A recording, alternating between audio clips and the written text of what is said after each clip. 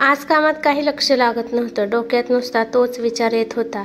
काही केलं विसरायला होईना. कार्तिक म्हणजे तसा एकदम कमाल माणूस. दिसायला एखाद्या नटासारखा, गोरा, अंगाने बरा, कसला आजार नाही, काही दुखणं नाही. घरची परिस्थिती तर अशी की देवाने दिलेलं घरात मावत नव्हतं. आणि वस्तूची गर्दीच इतकी की हवं ते नेमकं हवं तेव्हाच गावत नव्हतं. त्याचे वडील म्हणजे गावाचे सरपंच, त्यामुळे मुळातच घरात सुबत्ता होती. पण कार्तिक स्वतःही खूप कर्तबगार होता, हुशार होता. अचानक एका दिवसासाठी तो गावी गेला आणि लग्न ठरल्याची खबर घेऊनच पुण्यात परतला. मुळातच कार्तिक बोलका असल्याने ऑफिसमधल्या सगळ्यांनी लग्नाला हजेरी लावली. माणूस स्वतःच्या लग्नाची जितकी स्वप्न बघतो तितकी स्वप्न तो स्वतःच्या जवळच्या माणसाच्या लग्नाचीही बघतो. कार्तिक सारख्या हिऱ्यालाही कुणीतरी रत्न लाभला असणार अशी आशा माझ्याप्रमाणे प्रत्येकाला होती. पण सगळंच अपेक्षा बाहेरचं निघालं. रत्न लाभलेलं होतं पण त्यात चमक नव्हती. अंधार होता, उजेड नव्हता. कार्तिकची बायको जरा सावळी होती. सावळी काय, जरा जास्त सावळी होती. कार्तिकची सावलीही त्या सावळीपेक्षा गोरी ठरली असती, इतकी ती सावळी होती.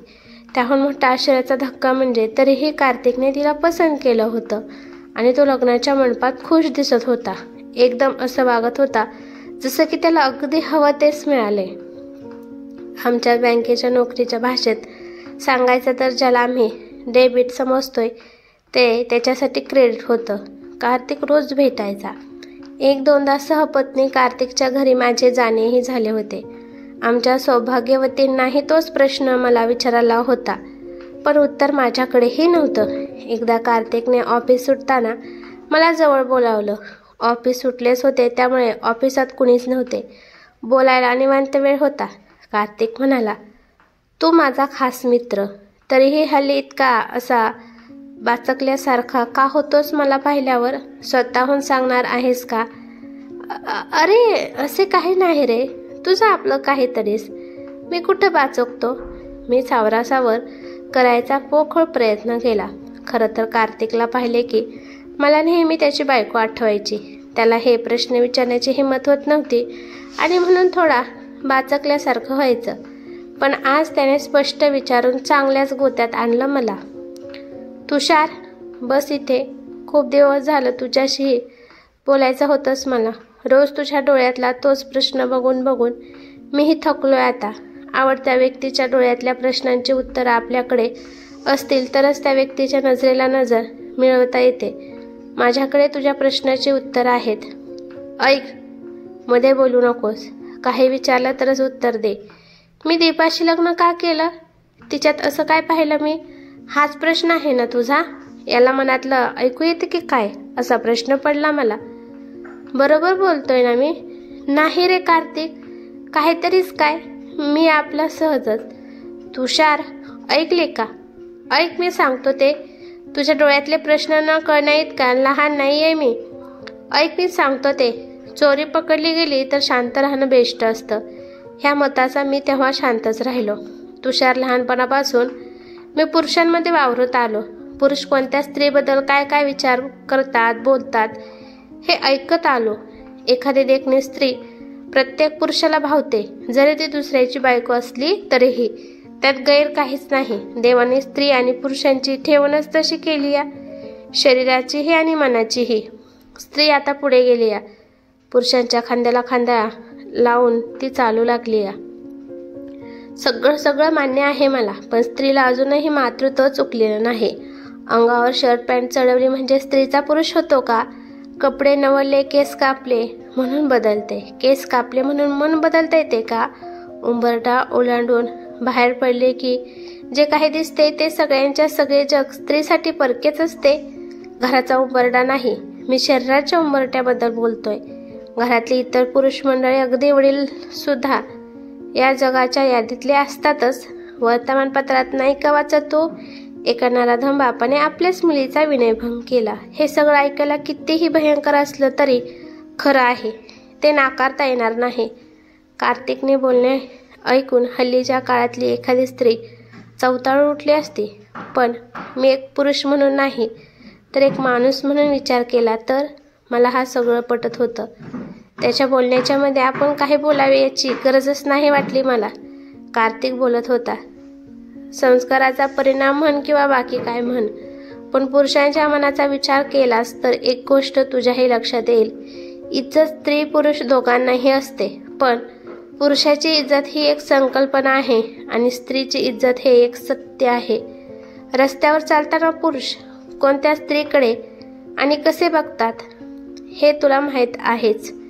मी ऑफिसात असताना माझी बायको घरी काय करत असेल, तिला कुणी त्रास देत असेल तर, ती बाजारात गेली आणि तिच्यासोबत कुणी काही वेडवाकडं करायचा प्रयत्न केला तर, असे नाना प्रश्न देखण्या स्त्रीच्या लग्न झालेल्या प्रत्येक पुरुषाच्या मनात सतत येत असतील.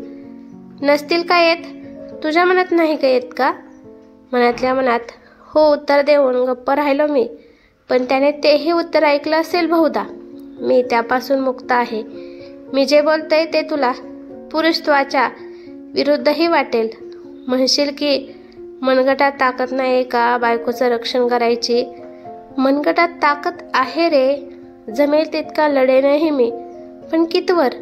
घडलं ते नजरेसमोर घडलं तर काही करता येतं, पण नजरेमागं घडलं तर? कार्तिकच्या प्रश्नाचे उत्तर नव्हतं माझ्याकडे. तुषार, दीपा दिसायला सुंदर नसली तरी मनाने छान आहे, पण सावळी आहे. पण कुणीतरी तिला बघता क्षणी तिच्या प्रेमात पडेल ही शक्यताच नाही. त्यामुळे मी निर्धास्त आहे. न घाबरता मला जगता येतं. तिला पाहायला गेलो तेव्हा तिच्यात मी तिचं सावळेपण पसंत केलं. मला वाटतं की तुला आता तुझ्या सगळ्या प्रश्नांची उत्तरं मिळाली असतील. चल निघतो मी आता. दीपा वाट पाहत असेल. आज पिक्चर बघायचा प्लॅन आहे आमचा. कार्तिकने जे काही सांगितलं ते ऐकून सगळं सुन्न झालं होतं. विरोधाचा प्रश्नच नव्हता, कारण मला सगळं पटलं होतं. पण तरीही मला वहिनींची दया येत होती. त्यांना काय वाटत असेल? कार्तिकचा राखा नवरा मिळाला हे चांगलं की वाईट झालं त्यांच्यासाठी? काही करून वहिनींना भेटायचं आणि जाणून घ्यायचंच असं ठरवलं. योग्य वेळेची वाट पाहत होतो. दिवसामागून दिवस जात होते. ऑफिसात सगळे टिंगल करायचे, म्हणायचे की कार्तिकची पोरं बुद्धिबळासारखी होणार. कार्तिक खुश होता, पण त्याची खुशी मला नेहमी त्या सावळ्या सौभाग्याची आठवण करून द्यायची. खूपदा कार्तिक घरी जाऊनही मला वहिनींकडे हा विषय काढणे जमत नव्हते. पण एकदा दिवस तसा आला आणि मला कार्तिकच्या घरी जायची संधी मिळाली. घरी गेलो तर संधी मिळाली. घरी गेलो तर कार्तिक घरात नव्हता. असलेच कसा तो नसणार घरात हे माहीत होतं, म्हणूनच मी तिथं गेलो होतो. वहिनींनी दार उघडलं. अय्या तुम्ही या ना, असे उभे का दारात? हे आताच बाहेर गेलेत. हो का? उगाच मला काहीच माहीत नसल्याचा आव आणून मी विचारले आणि जाऊन सोप्यावर बसलो. अजून अर्धा तास तरी लागेल यायला. ते येईपर्यंत वाट पाहावी लागेल तुम्हाला भाऊजी. थांबा हा, मी चहा घेऊन आले. वहिनी, अहो राहू दे चहा. मगाशी झालाय माझा चहा. लाजत नाहीये मी, पण खरंच घेतलाय मी चहा मगाशी. थोडा वेळ वहिनींशी गप्पा मारल्या. हिमत जमत होतं. शेवटी मुद्द्यावर यायची वेळ आली. वहिनी, माझं तुमच्याकडे जरा काम होतं. एक प्रश्न होता, पण त्याआधी एक वचन हवं होतं. वचन? कसलं? सावळ्या चेहऱ्यावर एक प्रश्नचिन्ह हजर झालं. मी जे काही बोलेल ते आपल्या दोघातच राहील. कार्तिकला तुम्ही काही सांगणार नाही. कबूल? ठीक आहे, कबूल. बोला. एक प्रश्न विचारायचा होता. वाईट वाटून घेणार नाही अशी आशा करतो. नजरेने होकार दिला वहिनींनी. आमचा कार्तिक तसा देखना आणि तुम्ही असे स्पष्ट विचारायला नको होते आपण, असं माझं मलाच वाटू लागलं. पण नशीब वहिनींनी शांततेला सोडून बोलायला सुरुवात केली. भाऊजी, आलं माझ्या लक्षात तुम्हाला काय विचारायचे ते. आमचे हे दिसायला देखणे आणि मी ही अशी सावळी.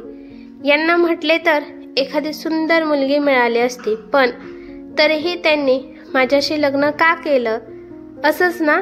वहिनींनी ओळखलं आणि मला हलकं झाल्यासारखं वाटू लागलं. नाहीतर हा प्रश्न कसा विचारायचा मला पडला होता. खरं सांगू का, जो प्रश्न तुम्हाला पडलाय तो मलाही पडला होता. ज्या दिवशी हे मला पाहायला आमच्या घरी आले होते तेव्हा मला ते न आवडण्याचा प्रश्नच नव्हता. शोधूनही एखादा दोष सापडणार नाही असे आहेत हे, पण त्यांच्यासमोर मला माझ्या अशा रूपाची लाज वाटू लागली. नकार येईल अशी खात्री होती, पण होकार आला आणि आनंद गगनात मावेना.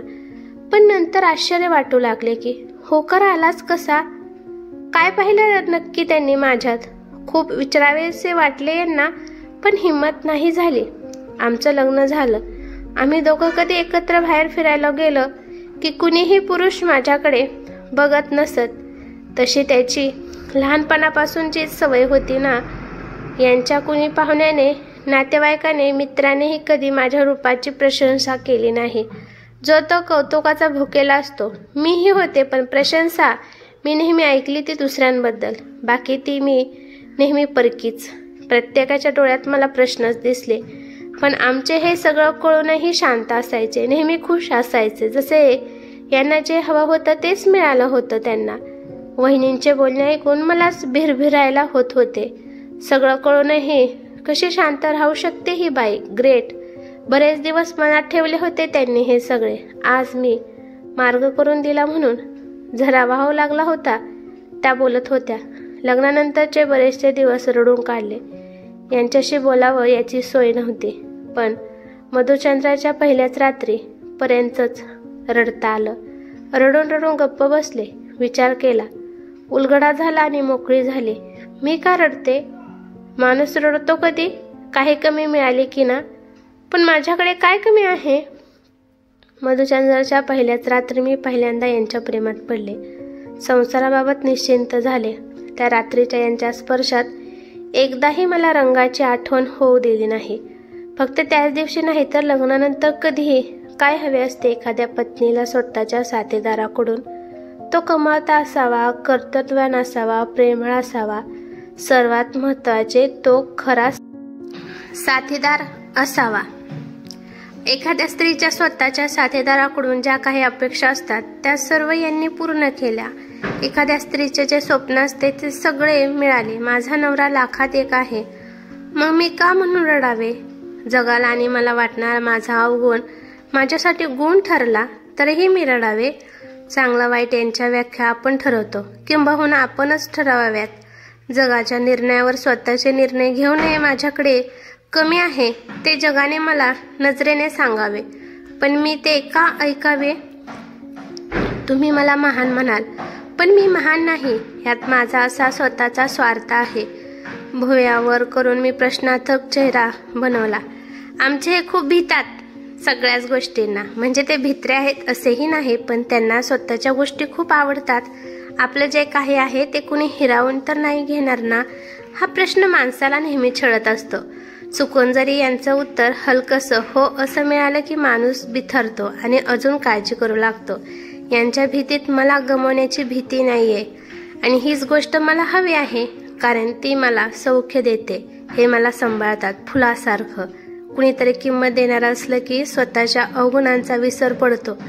मी सावळे असल्याने ते आनंदी राहत असतील तर मला ते नेहमी हवे.